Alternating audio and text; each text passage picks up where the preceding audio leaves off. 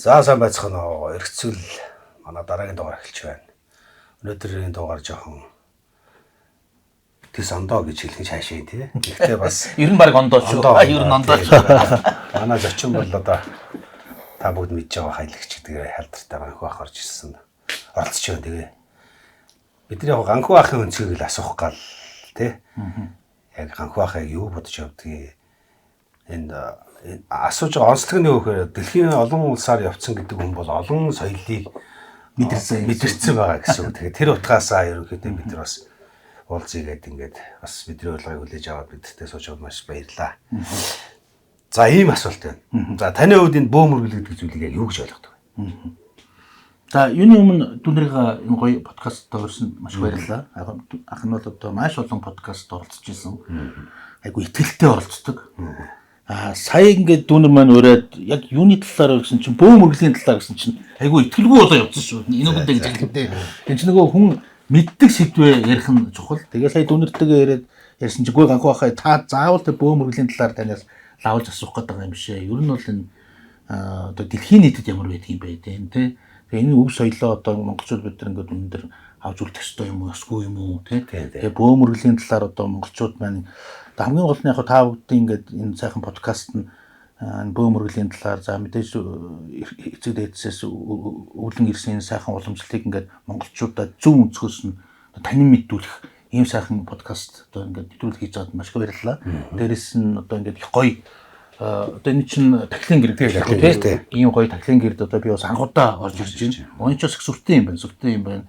Тэгээд яг намайг хүмүүс ч нөгөө амьд Википедиа бүгдийг мэддэг ч энэ төр гэдэг жоохон цоллоно. Тэгээд яг зүгээр аливаа нэг юмд орохдоо бас жоохон хүүхд түүхийн энэ төр судалдаг. Тэгээд өнөөдрийн байдлаар ах нэг 126 улсаар аялсан байна.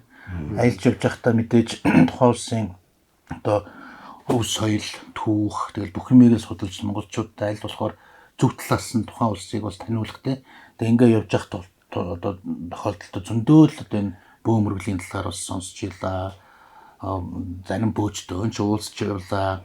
За ялангуяа нодлон бид хоёр одоо хойшоо Якутт те одоо дэлхийн хамгийн хүйтэн бүсд очиж бас тэнд яаж яхад бөөмөргөлийн талаар бас одоо танин мэдхийн талаар бас нэлээд ойлголтуудыг авсан. Тэгээ яг ер нь ахын зүгээр юу гэж боддгоо гэхээр за мэдээж одоо хүүхд түүхээ ингээд харах юм бол бүр ихтний те одоо энэ чинь бүр за одоо миний олж мэдснээр баг хүнүүгээс эхэлтэй те тэрнээс ч өмнө байсан байж магадгүй шүү дээ. Одоо зүгээр ам дамжсан яриагаар одоо ямар тухай үед ямар тийм нус төвчшиг барин байсан биш чинь бөөмөрч бөөчдөрөө дамжаад ам дамж явсараа бол жишээлбэл одоо хүнүүгийн хаан шаниун бол одоо өглөө болгон одоо бөөмөрөлтөө байсан. Ер нь монголчууд бид нар тэнгэрээ шүтэж те бөөмөрөлтөө юм ард том өглөө болгон наранда тахил өргөж орой болгон саранда тахил өргөдөг ийм хүн байсан гэсэн одоо ингээд ам дамжсан ярианууд тэрнээс хойш тэгээ за тэгэл сайн бийж үжаан за ингэж явсаар байгаа л одоо хамгийн яг их сурвалж нь үлдсэн нь бол мэдээж Монголын нууц төвчөө за тэгээд содрын чуулган болгон дээр ч гэсэн одоо монголчуудын одоо гол шүтлэг бол одоо бөөмөргөл байсан. За бүр цаашлаа ярих юм бол одоо эзэн Чингис хаан маань одоо дэрэгдээ тэв тэнгэргээд одоо мундаг одоо бөөтөө байлаа шүү дээ. Одоо төрийн ос те одоо төрийн одоо том шийдвэрүүдийг гаргахтаа хүртэл тэв тэнгэрээс асуудаг одоо энэ их сурвалжч одоо бид нар өглөө сайхан гэдэг үлдчихлээ шүү дээ. Тэгээд яг ингэж зодгож байгаа бид нар чинь ах нь бол одоо ингэ социалист нийгмийн бүтээгдэхүүн 70 жил бид нар одоо энэ хойд хөршийн одоо арчлаханд ор гэх юм уу те одоо ингэ өв соёлоо сайхан шүтж чаддгүй Чингис хаан ч гэж одоо чанхан дуурч чаддгүй ийм л үе байлаа шүү дээ. Одоо ямар сандал цагаан сарын маань хүртэл хордгол байлаа шүү дээ жишээлбэл те. Тэгээд одоо 90 онд арчил бий болоод арчлаас хойш одоо энэ хүн альва одоо зүгээр бурхан шашин одоо юу гэдэг юм шүтэх эс шүтэх нь бол чөлөөтэй тийм ээ. Энэ бол бүр уламжлалт дээр үеэс уламжлалтаа бид нар яагаад бид нар тэнгэр шүтэлтэй ард түмэн байсан ч гэсэн исламын шашин, буддын шашин, за тухайн үед байсан одоо юу гэдэг христийн шашин те одоо бүгдийг ингээ хүлээн зөвшөөрж байгаа гэж чинь айгу арчилсан тийм ойлголт байгаа байхгүй юу. Тийм үднээсээ бол надад бол яг нэг үе бол одоо энэ бөөмөргөл гэж бүгдээрээ л нэг хэсэг удлаа яриад яг бөөжд боллоо шүү дээ. Одоо энийг нөгөө зах зээл талаас нь хараад одоо тий одоо нэг мөнгө гэж харсан хэсэг нөхдүүд байгаад байна шүү дээ. Тэгээд түүнийг одоо яг ийм хийгээд энийг одоо яг зөв талаас нь монголчуудаас урьдчилаад энэ өв соёлыг авч үлдээ гэдэг чинь өөрөө айгүй том тодрон ийм зүйл болоод байна гэж би одоо харж байгаа. Тэгээ яг бөө мөргөлийн талаар бол ах нь бол яг зүгээр сайн мэдэхгүй. Яг энэ тэнд явж байхад бол одоо за бөө мөргөлтөө ерөнхийдөө бол гарал нь бол яалчгүй л одоо ингээл сая Якутд очиод ч юм уу Тувал Бурятуудтайгаа уулзаад за цаашлаад Хойд Америкт за Индианад уулзах чинь бөө одоо гэдэг мөргөл бол ерөөсөө Монголоос хүсэлтэй. Тингээд дэлхийн нийтээрээ харахад одоо ингээ явсан. За бүр цаашаа ярих юм бол одоо Мексикт явж байлаа, Перуд явж байлаа, Ацтекууд тэгээд Майячууд гэл тэ. Тэд нар ч гэсэн бас тодорхой хэмжээгээр тэнгэр шүтдэг бас тийм хүмүүс байсан байж тараад байгаа байхгүй юу. Тэгэхээр энэ өв соёлыг одоо ингээд монголчуудаа авж үлдэх. За дээрэс нь зөвхөн авж үлдэх биш. Зөв зүйтэй талаас нь одоо ингээд хойч үедээ үлдэж байгаа энэ подкаст бас чухал юм болов уу гэж бодоод ахын хүрэлцэн ирсэн шүү. Тэгтээ бол яг та шиг одоо ингээд бүр АБ-г судалсан тийм хүн бол биш шүү гэдгийг хэлсэн баг. Тийм шүү. Одоо гол нь одоо таны нэг олон улсаар явсан гэдэг зүйл чинь маш их одоо туршлага тийм нэг одоо харьцуулж харах тийм өнцгтэй болсон байгаа шүү дээ. Яг бид нар зүгээр энэ бөө мөргөл гэдэг ингээд яг хүмүүс янз янзын ойлголттой байдаг. Нийтлэг масаар сая та хэлсэн шүү дээ. Яг бид нар бол монголчууд бол бөө мөргөл гэдэг зүйл эртнээсээ бидэртэй байсан зүйлээ. Тэгэхээр бид нар энэ зүйлийг бол одоо тийм үүсгэхээс болдоор энэ зүйлийг яаж зөв хадгалж хамгаалах вэ гэдэг нь одоо маш чухал асуудал болчиход байгаа юм. Тийм байх уу. Тэгээ бид нар яг энэ зүйлийг бас нэг хүмүүс нэг бүгдэнд нь биш юм аа тодорхой одоо бидний үздэг хүмүүстэй нэг мэдээлэл өгч игээд ингээд сууж байгаа. Тэгээд одоо нэг надаас нэг ийм асуулт байгаа. За бид нар ингээд бөө мөргөлчөөд одоо яалч гэдэг өв соёлтой ингээд заашгүй холбоотой ингээд нэг одоо зүйл болчиход байна шүү дээ. Тэнгүүт миний асуух бол та ингээд дэлхийн олон улсаар явлаа. Энэ нэг өв соёл гэдэг зүйл нь ингээд нэг ийм алдагдсан газар зөндөөл өссөн баг. Тэгээд тэндээс та ингээд хараад ирнэ. За энэ өв соёл гэдэг зүйл алдагдах юм бол яг ямар зүйл тохиолддог юм бэ гэдэг энийг эргцүүлж бодож яваа да. За яг одоо өв соёл нь алдагдчихад одоо ямар үр дагавар гарч ийн гэдэг талаас нэг судалсан юм байхгүй яг сая ингээд бодоход өв соёл гэхээр за мэдээж одоо энэ дэлхий дээр нэг 8 тэрбум гаруй хүн байна. За хүүхдүүхийн ингээ ярих юм бол өв соёл чинь шууд хил устай холбоотой явчихна тийм ээ. Одоо энэ дэлхий дээр жишээлбэл одоо нэг 5-6 мянган хил байна. Тэгээд энэ маань ингээд өдрөөс өдөрт энэ хил алга болчихно гэсэн. Одоо нэг өсөндөө хилгүй бол юм өв соёл ярих болно шүү дээ. Тийм учраас одоо энэ хиллүүд ч одоо ингээд алга болсоор хэдэн он гэдэг үлээ одоо 2100 онд бараг одоо цөөхөн хэдэн хил үлдэнэ гэдэг байхгүй одоо дэлхийд тий. Тийм үүднээсээ одоо энэ чинь хилээ алга болохгүй тулд ядаж бид нар тий одоо монголчууд бид нар монгол хэл гэдэг чинь одоо бидний хамгийн том үлдсэн өв соёл байгаа шүү дээ. Энийг хадгалаад одоо алдахгүй байх. За тэгээд дамжаад одоо энэ бөө мөргөлөөрөө дамжаад тий юу гэдэг энэ өв соёлоо алдахгүй байх нь айгүй чухал гэж би хараад байна л да. Одоо жишээлбэл Тува мууа за тэгээ Горны Алтай цаашаа ингээд Хакаси гэдэг ингээд явхад бол ер нь бол тэгэл одоо энэ устж штэ. Одоо тий энэ уус чинь гэж ярил л юм одоо устнахээс илүү уусаад гадуулдаг штэ тий одоо хятадын зөөлөн бодлогч гэж байж дээ ингээд бүх юмыг уусгаад одоо өвөр монголчууд маань айгүй хүнд байдалд одоо байна штэ. Одоо 5 сая өвөр монголчууд маань ерөөхдөө одоо за энэ хүндээ гэж хэлэхэд одоо ингээд одоо өв соёлоо авч үлдэхгүй хил усаа авч үлдэхгүй одоо хэлгийн хүртэл одоо ингээд сургуультанд заах нь бас хоригдсан ингээд бөөн шууган боллоо шүү дээ. Гэвчлэн одоо эн чинь ингээд өв соёлоо алдаж эхэлж байгаа байхгүй юу? Тийм учраас энэ бол маш аюултай үр дагавар бий болно. Тэгээд гол нь дүнэр маань яг ингэ хийж байгаа гэдэг чинь өв соёлоо өвлүүлэн үлдээх гэдэг тийм айгүй чухал. Тэгээд дэлхийн нийт дээр одоо нөгөө даяарчлалчин интеграцчлалчин гэж ярьж байгаа шүү дээ. Тэрний эсрэг одоо сондгоорох нэг асуудал байгаа байхгүй. Бид нар бусдаасаа юугаар өөр юм бэ? Монголчууд бид нар одоо нүүдэлчин соёл иргэншил гэдэг чинь яг дэлхийд дээр бол анхнаасаа бүгдээрээ л нүүдэлчин соёл иргэншилтэй байсан. Тэгээд зарим нэг нь одоо тариа тарж чиглэлэл одоо тэгэл одоо суурьшмал нийгэм жижиг тэгээ яг одоо өнөөдрийн байдлаар эргээд харахад яг нүүдэлчин соёл иргэншилээ авч үлдсэн цөөхөн улсын нэг нь одоо яг бодит одоо хүртэл монголчууд маань нүүдэлчээр амьдарч байгаа малчид маань зөндөө байж байна те. Энийг ингээд авч үлдчихэж байгаа байхгүй те. Энэ соёлоо бид нар түрүүний миний хэлсэнчлэн ондоошлол гэдгээрээ бусдаа түгээх тэр дотор одоо энэ бөө мөргөл бас багтаж байгаа байхгүй те.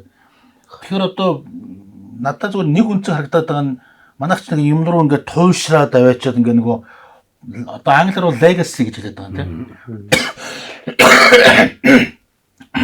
Англиар бол legacy гэж хэлээд байгаа. Тэгээ бусдад зөв үлгэр дуурайлттай зөв юмыг зөв үлдээх нэг чухал байгаа байхгүй юу?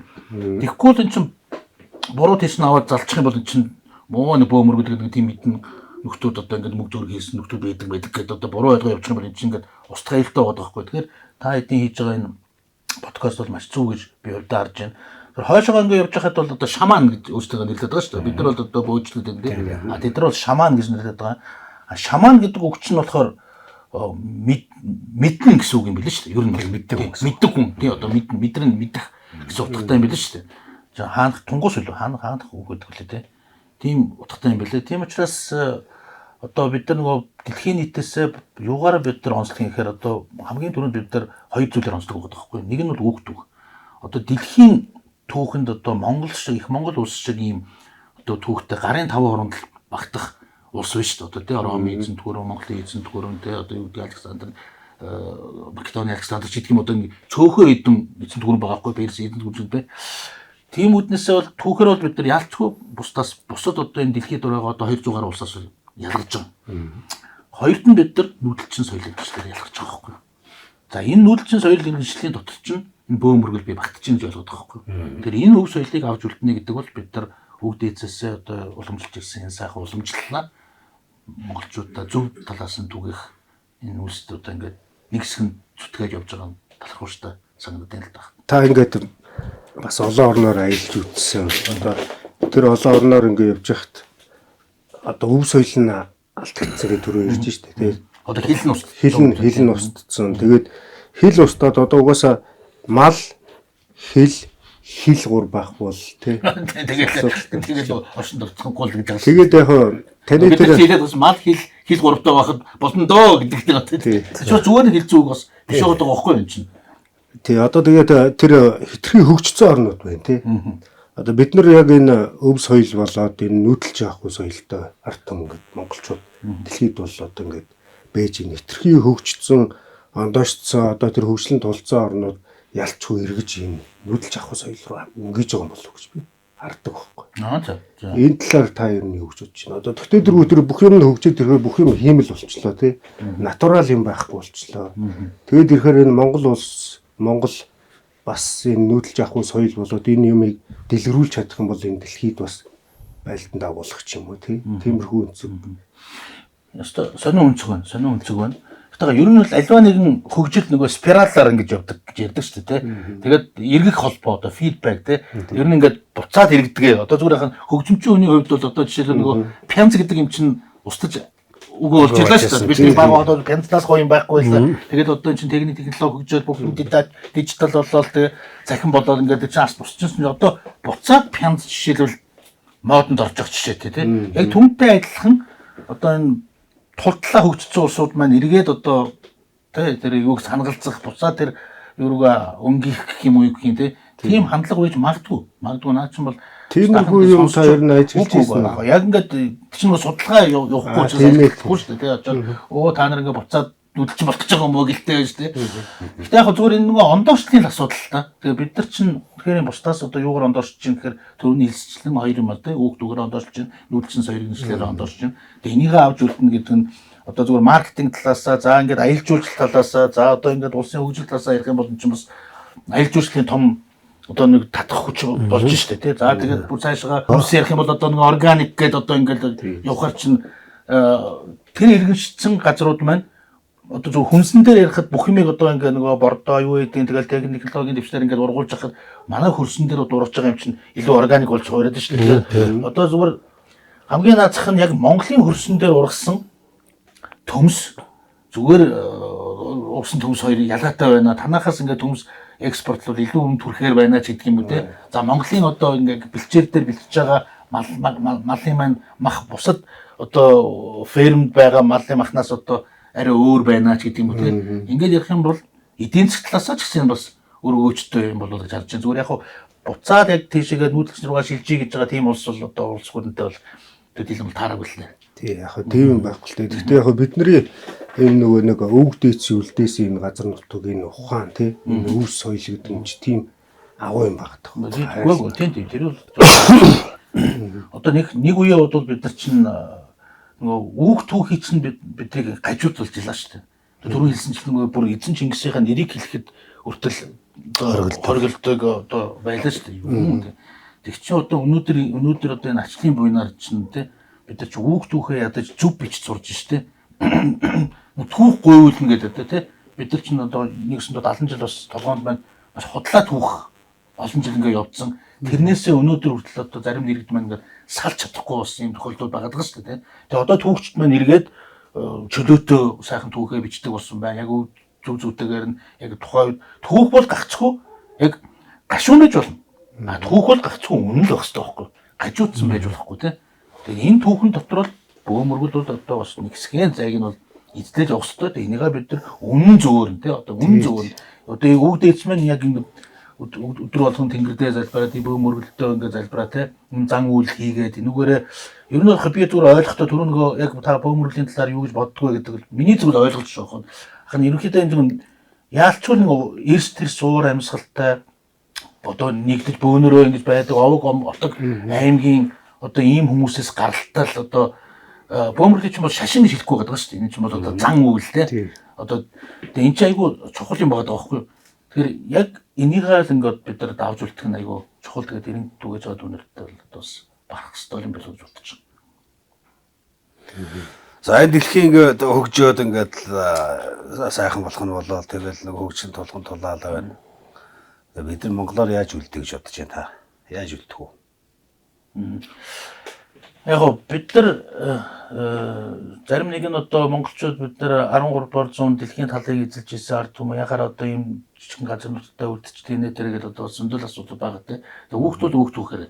А гэхдээ түрүүний хэлсэнчлэн нөгөө хил мал гурав байхад бол болно гэдэгчлэн нууц сайж бид нар одоо их бац азтай гэх нь юу гэх юм те одоо түүхийн одоо ингээд гарч хагаад тусгаар тогтсон үстэй. А тусгаар тогтсон одоо ус гэдэг маань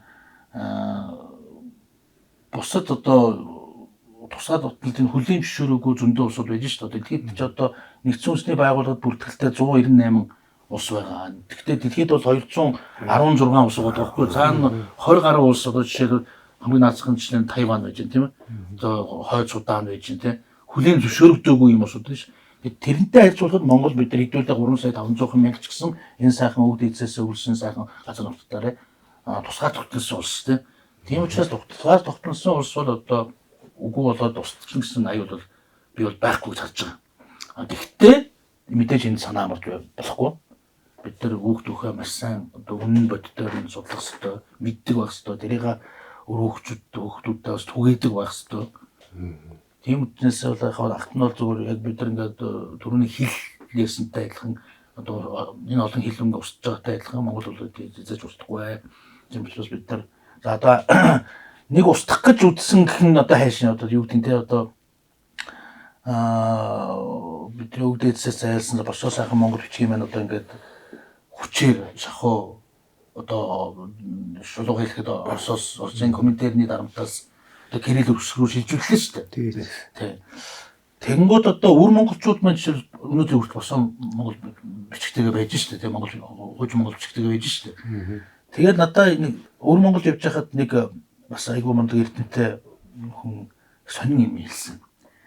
Яг одоо ингээд нөгөө сүүлийн үед ялангуяа одоо нөгөө би ч рок попын төлөөлөл өвөр Монголын залуучууд яг нөгөө халах Монголын аялгауш одоо ярианы хэл рүү ингээд тийм мод гэх юм уу гэх юм те хөлгөн болоод одоо ялангуяа дуунууд нь яг алах Монголтай айлхан дуулж эхэлж байгаа даахгүй өвөр Монгол аялахгүй тийм болж байгаа. Сүүлийн өвөр Монголын хамтууд бүгд тэгээд байгаа. Тэгээ энэ бол яг бас тийм сайн зүйл биш гэдэг байхгүй. Тэгэхээр би яг чинь ер нь яг одоо нөгөө яг эзэн Чингисийн үед монголчууд бид яг ямар монгол хэлээр ярьдаг байсан бол илүү одоо энэ өвөр монголчуудтай ойрхон шүү гэсэн зүйлийг ярьсан. Тийм үү ямар сони яа тийм болчихоо гэсэн яг монголчууд одоо ингээ нөгөө кирилл үсэн шилжээд тэгээд тэгэхээр нөгөө аялгууд нь алгуулж эхэлт юм байл та бас. Одоо бас нэг хэсэг одоо юм тийш тийм уурчин бичиж бид нар бол одоо халах монголчууд бид нар бол одоо яг эзэн Чингис бидний үед яг бид нар шиг ярьдаг байсан яг л монголоор ярьж байгаа гэхдээ аялах нь манай хүний хэлж байгаагаар өр монголтой ойрхон шүү гэдэг аахгүй юу. Ягаад гэхээр бид нар хуучин монгол бичиг аваад үлдсэн яг энэгээр ингээд бичээд яриад заншаад одоо өнөөдөр хүртэл явж байгаа учраас ийм аа гэдэг. Тэгэхээр тэр бичиг үсэг солих гэдэг чинь бас одоо нөгөө түрүү хэлсэн чинь устдах бас нэг аюул бас таарад нь шүү дээ. Яг нь дэлхийн нийтийн одоо интеграцлал руу шилжээд бүгдээрээ одоо латин үсэг эсвэл кирилл үсэг гэдэг юм уу те одоо ингээд шилжчихэж эсвэл араб үсэг гэдэг юм уу гэдэг ханц гэдэг юм уу те шилжиж байгаас гэсэн бид нар уг нь бас тэр хуучин монгол бичгээ бас өвлүүлж үлдээх хэрэгтэй. Тэгээд янз янзын арга хэмжээ тэгээ хүүхдүүд маань анхнаасаа ингээд хуучин монгол бичгээ сурах гэдэг янз янзаар үзээд ингээд болохгүй байгаа шиг байна. Миний зүгээр хувийн бодол цаашдаа Монгол улс тусгаар тогтносон яг юм ус байгуул бас хуучин монгол бичгээ аль биесний бичиг болох хэрэгтэй болов уу гэж харж байгаа. За одоо нөгөө ганхбах бас олон орноор аялаад явсан. Тэгээд дөрөв нөгөө хил Малгуур байхад болно гэдэг шиг сая одоо бас өвөр монголчуудын бас нөгөө хил яриаг авч үлд саялгын талаар ярьж байна л да. Надад бас яг нэг зүйл анзаарэгддэг. Ингээд гадны дотны хүмүүстэй ингээд ярилцаа сууж байгаа. За монгол хэл ер нь яг сонсоход одоо яг ямар хэл шиг санагдаж байна. Ер нь одоо тий солонгосоос ч юм уу хятадаас ч юм уу энэ хэлнүүдээс аль улс орн руугаа ингээд ойролцоо байна гэхэд ер нь нэг жоо орос тал руугаа тийм хатуу гэж бас ярьдаг шүү. Та ер нь одоо ингээд тэнд явж байхдаа ер нь өөрийнхөө улс орны хэлийг бас нэг бусад хүмүүсээс сурахад ер нь хэр бэрхшээлтэй амархан санагдаж байна, яаж ийн гэж онцлогийн талаар ер нь асууж өгөө. Тэг яг хоо зүгээр яг хэлний хувьд монгол хэл бол хэцүү. Тэгээ хүмүүс сонсоход бол хатуу хөтөө тийм сонсогддог тал бий. Тэгээ бүр ямар сайн та нар хоорондоо хэрэлдээд байгаа мөхтөг шиг л одоо тийм. Гэхдээ гайхамшигтай гоё хэл. Ийм байгаа учраас одоо жоохон миний нэг анзаарсан зүйл жишээлбэл монголчууд бусад орны хэлийг маш хурдан дээрээс нь яг тухайн хүний одоо тэр аялгаутай одоо pronunciation англиар те орсоор pronunciation гэдэг шүү дээ. Яг тэгж аялахтаа ингээд сурдаг байхгүй юу? Зөвхөн би бол одоо жишээл орс хүнийг жишээлбэл ямар ч орс хүнийг харахгүйгээр англиар ярьж яхад нь за энэ нөхөр бол орс байна. Тэ I have гэдэг I have гэх жишээтэй те одоо те орс хүн байна. За энэ хүн бол япон хүн байна гэж мэднэ. Монгол хүнийг бол мэдэхгүй. Тэгэхээр энэ нэг хэлний нэг тийм одоо монголчууд мэдээж нөгөө бас магадгүй нүүдэлчин соёл иргэншлээсээ дамжиж магадгүй одоо нэг adaptation гэдэг англиар бол адаптацтэй одоо юм маш хурдан сурдаг тийм уус сурдаг гэдэг юм чадвар байгаа шүү дээ. Тэгэхээр хэлний хувьд бол монгол монгол хэлч бол алтан яаж сурдаг шүү дээ тийм. Яг манай нутагт бол одоо түрэг хэл гэж байсан, монгол хэл гэж байсан. Энэ хоёр маань ингээд олон зуун жил ингээд зэрэгцэн яваад игдсэн. Гэхдээ нэг нэгэндээ уусаагүй. Өнөөдөр хүртэл бид нар одоо энэ сайхан хэл дээр ярьж байна. Маш одоо дэлхийд дээр 10 сая гаруй хүн монгол хэл дээр ярьж штэ. Гэхдээ яг энийг аваад үлдэх цөм нь яалчгүй тусгаар улс гэдгээр монгол улс байна. Тэгэхээр устдаж алгуулах одоо аюул бол байхгүй. Гэхдээ мэдээж бид нар одоо бусдаа нөгөө хөл нийлэн алхахын тулд бус хэлийг суралцах хэрэгтэй. Тэрэнд нь монголчууд бол харин түрүүний хэлсэнчлэн аюул хурдан суралцж байна. Манай ямар ч хэл байж болно те. Нөгөө нэг бас өнгөө байдаг шүү дээ. Шардими, Уругвай, Парагвай хэл сурчлаа гэдэг шиг те. Хэл сурах бол эзэж илүүдэхгүй. Ямар хэл сурсан илүүдэхгүй. Одоо би бол ахын одоо Польшоор, Чехаар, Словакаар, Англиар, Оросоор гэдэг бүгдээр ингээд ярьж байна. Миний амьдрал бол хамтдаа аялагч хүнд бол одоо тэгэл маш хэрэг болдог те тэр юм байна. Ялангуяа ингээд заавал орчуулагчтай байгаад байхгүй их сурвалжаа шууд өөрөө мэдрээд явна гэдэг чинь айгу чухал байдаг байхгүй. Тийм учраас хэлний тал дээр бол тийм байна шүү. Одоо та энэ нөгөө нэг яг энэ тентгийн нэвтрүүлэг байна. Одоо энэ сүүлийн үеийн хөөхтүүдтэй монголоор ярихаас илүү дунд нь дандаа ингээ англи үг ингээ авчулж ярьдаг болчихсон. Одоо яг би их шүүмжлүүлдэг. Би өөрөө бас тэгж шүүмжлүүлсэн. Тэр хэлдэж та pronunciation тийм. Тэг яг тэр нөгөө тэглээгээд нэг монгол хэлээ мартчихж байгаа юм бол биш. Бүр цаашлаад маяглаад байгаа ч юм бол биш. Яг ингээд нэг spontaneously одоо сайн хэлж байгаа амнаас гарчдаг зүйл байгаа. Сурцсан гэх юм одоо юу гэх юм те. Тэгээд ихтэй яг ер нь бол 100% цэвэр ярих нь зөвлөдөө. Яг хэл сурж болно. Тэрийг хольж сольж ярих бол одоо бас зохимжгүй л баг. Би өөрөө яг тэн дээр хүн болгон намайг ганх байхаа та дэндүү их англи орс үг одоо хавчуулах юм аа гэж шүүмжлэх учраас би тэн дээр нэг шүүмжлээд өмөрөөд өөрөө тийм үг учраас гэхдээ 100% одоо цэвэр яг монголоор ярих нь бол өв соёл талаас бол мэдээж зүйтэй зүйлээ байх тий. Одоо аавчс ер нь одоо хідүүлээ айлын хиддих. тий би одоо гуруула айлын том доороо 2 дүүтэй. Нэг дүү маань одоо Америкт байна. Нэг дүү маань энд байж байгаа. Тэгээ яг бид нар нөгөө багада аавыгаа алдсан. Намайг 7 дугаар ангид байхад аав маань их мундаг одоо скет хүн байсан. Барилгын нэгдсэн тест гэдэг тэрний одоо дараагаар олон жил ажилласан юм уу гэдэг. Тэгээд залуудаа. Тэгээд яг надаа нөгөө илүү одоо би хэдээс 13 тал байсан бас таарах. Тэгэл бүх үүрэг ороод одоо гэрийн томд ногч юм л да. Тэгэл яг гэрүүл авч явах гэх. Тухайн үед ч нийгэм арай өөр байсан. Социалист нийгэм байсан. Тухайн үед бол бидний ганц баримтлагдаг зарчим бол ерөөсөө сайн сурах, боловсролтой болох. За тэгээ болж игэл одоо гадаадд босол эзэмших. Яг тэрнтэй би өрсөн. Тэгээд тухайн үеийн Чехословак гэдэг улсад 84 онд сургууль явсан. Тэгээд 43-уулаа анх одоо ингээл багцаалаас богоон суугаал хөдөлж ийлээ. 43-уулаа. Тэгээд төгссөн 6хан. Зөө. Тэгээд 6 оных нь нэг нь тэгээд ганцхан эрэгтэй төгссөн. Тэгээд учраас яг юу нэг боловсрол гэдэг зүйл одоо хүний амьдралд маш чухал юм аа. Гэдгийг бол одоо бага наснасаа л мэдсэн. Боловсролтой байж бас цаашаа хөгжин дэвчих юм байна гэдэг бол ойлгосон. Яг нь одоо ингээд дэлхийн дөрвөн хэлсэнчлэн 126 улсаар ингээд аялахад нэг зүйл анзаарчихсан. Тухайн үед улсад очиод одоо за нэг хэсэг нь муслимууд юм байна, нэг хэсэг нь христүүд юм байна, буддистүүд юм байна, за энэ хэсэг нь одоо бөөмөргөлтөө юм байна, за нэг хэсэг нь ийм давхаргүй байдаг юм байна. За одоо энэ төд бол одоо каст систем юм байдаг юм байна гэдэг юм одоо ингээд зөндөө юм анзаарч байгаа юм л та. Тэгэхдээ хоёр юм л хуваахад болох юм байна гэж харсан. Ерөөсөө боловсролгүй. Одоо боловсролгүйгээс болоод юмд автах амархан тий. Одоо боловсролгүйсээ болоод одоо бөөмөргөл дээр ч гэсэн тийм үстэй боловсролгүй хүмүүс л одоо бас хүмүүс хуурдаг гэдэг чинь тийм үстэй.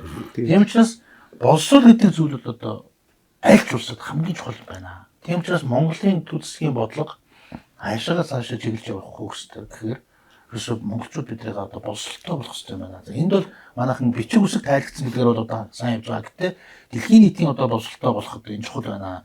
Тэгвэл боловсролгүйсээ болоод одоо энэ их тэмцэл одоо тэгэл тэ одоо энэ сошиал гэж өвчнүүл юм өрнөж шүү дээ. Ингээд тэрийг харах үнцгнүүд нь өөр байгаад боловсролгүйсээ болоод эдийн засаг урагшлахгүй байна. Боловсролгүйсээ болоод юмыг гацааж гин, одоо хэрэлдүүлж гин, талцуулж гин, тэрэнд нь автж гин гэдэг юм те. Тэгээ ийм бол ганц Монгол биш юм байна. Энэ бол бүх улсад тийм байдаг юм байна. Тэгээд ямар улс нь ингээд хөгжилтэй байгаад ингэхэд боловсролтой зөнгөсөн одоо ингээд хувьлаад үзэх юм бол одоо ядаж 60% боловсролтой байхад бол тэр улс сайхан яваад байна. Жийдэх юм уу те. 80% болох юм бол бүр сайхан явах юм байна. А боловсролууд нь 60 70 болоод ирэхээр одоо Африкийн оронд ягаад одоо ингэж хөгжлөн тийм дорой буураа хэдийгээр 60-аад оноос хойш бүгд колоничлоос гараад тусгай тогтносон улс болсон ч гэсэн өнөөдрийг хүртэл ингэж хөгжиж чадахгүй байгаа шалтгаан шууд боловсролтой холбоотой байна. Боловсролгүй учраас авилгал одоо налбан тушаалын 8 энэ тэр юм одоо ингэж бүр дээдсэгтэй тулчаад ингэж хөгжин хацчаад байна. Тийм учраас монголчууд бид одоо юу ихтэй хэр боловсрол маш чухал байна. А боловсролтой байж хүн наандаа цаанаа бүх юм тунгааж зөв өнцгөөс харж байна. Одоо бөөмөргөл гэдэг чинь ямар зан үйл юм бэ? Тэ? Яагаад бүгд эзмэн ингээд олон жилийн ингээд авч яваад ингээд ирсэн юм бэ? Яагаад энэ залуучууд энэ өв соёлыг ингээд авч үлдээх гээд ингээд зүтгээд байгаа юм бэ? Нэг хэсэг чинь одоо бүр гажууд жилээ шүү дээ бөөмөргөлж энэ хүн дээр жилдэг тийм шүү дээ. Бараг толгойтой болгон бөө болцсон байсан юм шүү. Тэгээд онгот нь буудагч юм тэрийг лахах мэдэхгүй. Гэхдээ өнөөдөр гэхдээ одоо арай зөвшрээд нэг зүгээр гайгүй ойлголттой болж байгаа юм. Одоо тэр чинь нөгөө насчлаараа бодох юм бол одоо тэгээд 90 оноос хойш өнөөдөр тэгэхээр нөгөө хүмүүс нь арай боловсроод бүх юм нь ер нь сайхан ингэж игдрээд одоо яг таны хэлдэг боловсрол дутаад байгаа. Тийм учраас төгсгөлт нь хэлэхэд дүнэртэй маш баярлалаа юм боё. Надад их сонин подкаст байна. Тэгээд ич одоо хаана очих ахын гэхээр нэг студ мүүд юм болов гэж хотын төвөөс чинь нөгөө бүр найшгаа ингээд сайхан хөдөө гадаа тэгэл гоё таглийн гэр ингээд сая орж ирээд өө ямар гоё юм бэ гэж анхнуудаас өөр анхудаа л орж үзэж байгаа. Тэгээд энэ үс солио ингээд монголчуудаа үнэн зөвөр нь түгээх гээд авч үлдэх гээд хойж үлдээ үлдэх гээд ингээд зорж байгаа үнэртэй маш их баярлаа. Тэгээд подкастт үүснэ. Маш их баярлаа. За баярлалаа. За тэгээд бид нар ямар ч байсан нэг тэг товч тодорхой сайхан ярилцлаа шүү дээ. Тэгээд бидний урилгыг хүлээж аваа сайхан ярилцсанд баярлалаа. Тэгээд таны ажил амжилт хүсье. Өвшөө олон улсаар яваарай. Тэгээд өнөөдрийн одоо ярьсан сэдвийн хүрээнд та бас нэг одоо дахиад шинэ газар явах бол бас тэр талын бас тий дэлгүүр ходнаач надад ингээд дахиад нэг шинэ импульс өгж штэ. Тэгээд дахиад олон улсаар яваарай гэсэнчлэн нэрээ одоо ингээд дэлхийд дээр түрүү хэлсэн 198 улс юм. Анх нь болохоор энэ 198 улсыг 198 хуудастай ном гэж дотор үздэг. Одоо тэр номынхаа 126 дээр нь одоо явж гин цаашаага нэг 70-аад хуудас үлдсэн байна. Зүгээр энэ номыг нэг өөрөө уншаад ингээд үлдчих биш энэ номоо ингээд бусдаа яг та хэддэг адилхан өөртөө айл нэвтрүүлгийнхаа одоо өөртөө айл нэвтрүүлгээрээ бусдаа ус ингээд түгээе. Зөвхөн өөрөө уншаад авах шүү дээ. Ямар ч сайхан энэ номыг дуусгахыг хичээнэ. Эдгээс одоо ингээд 60 хүрж гин насны эдгээр хэлбиж байгаа гэсэн. Гэтэ 60 нас бол одоо Азад бол одоо эдгээр нас гэж боддог юм байна. Японд бол тийм биш бид л өөрснийгөө одоо бидний шинэ баг бах чинь одоо маамын 40-төө гэж хүү ямар хөш юм бэ гэж боддог. Одоо өөрөө 60 өсч одоо ингээд энэ чинь бол Азад бол эдгээр нас. Тийм. Ер нь бол гэтээ яг технологи шинжлэх ухаан хөгжөөд хүний нас бол одоо маш уртсан байлаа. 150 наслах бол одоо нэг 20 жилийн дараа бол энэ хүн гэж шүү. 20 жил тисчих юм бол ер нь 150 наслах гэдэг юм шиг. За баярлалаа. Тэгээд дараагийн нөгөө нэг аялах газараа сайн яг энэ бөөмөргөлөө заашгүй оруулаад бас судлаа. Яг бөөмөргөлтэй газараар явуул. Тийм тийм шүү. Ихэнх нь одоо бөөмөргөлгүй газар их байгаа. Одоо исламын ертөнцид нэг шиг бөөмөргөлийн даалгавартай. Гэхдээ Малайзад бол бөөмөргөл байсан шүү. Одоо нэг гинт сансан чинь Малайзд байсан өөр тийм энэ байхгүй дээ гэж бодох газар бас бэст байдаг юм билээ. Тэгэхээр одоо явж байхдаа өө танаа бөөмөргөл байна уу гэж асууад байна уу гэж уулзъя тий. Тэгээ. За баярлалаа. За баярлалаа. За баярлалаа. За баярлалаа.